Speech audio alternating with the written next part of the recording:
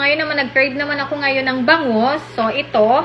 So, imbis na iprito ko siya, iluluto ko siya sa air fryer. So, ito kapag hiniwa ko to, hindi ko na siya lalagyan ng asin or kahit anong seasoning kasi nakatimpla na siya nung binili namin. So, ipapakita ko kung paano ko siya ginagawa. Ayan, bubuksan ko na siya, tapos i-drain ko lang siya para mawala yung liquid, tapos hihiwain ko na siya. Ang ginagawa ko dito, inihiwa ko yung buntot, tapos hinihiwa ko siya sa gitna.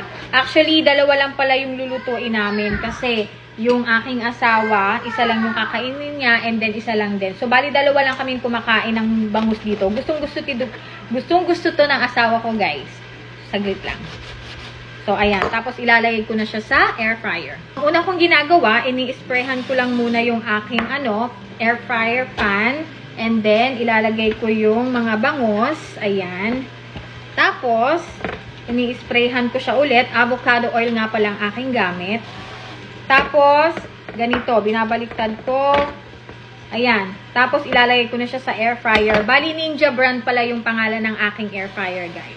Nandito na siya ngayon, guys, sa air fryer. And then, 390 nga pala yung temperature niya. Tapos, iiwanan ko siya dyan ng 10 minutes. And then, babaliktarin ko siya. So, ayun. Ito nga pala yung brand ng aking air fryer.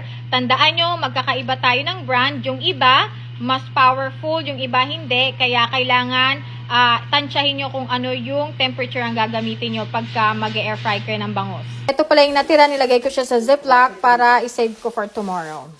Ayan, 10 minuto na ang nakakalipas. Ayan ang itsura niya, guys.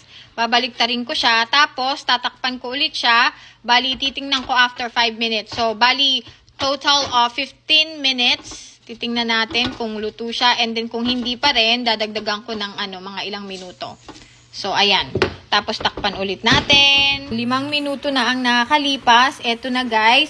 I think okay na to. Gusto ko rin kasi medyo crispy. Nabubulol na ako. But anyway, ayan. Okay na siya. So, total of 15 minutes, guys. Air-fried bangus. And then, ilalagay ko siya dito. Nagluto kasi ako ng pork tocino at ng hot dogs. At saka, ayan, ang ating bangus. Ayan. So, ayun lang. Bye!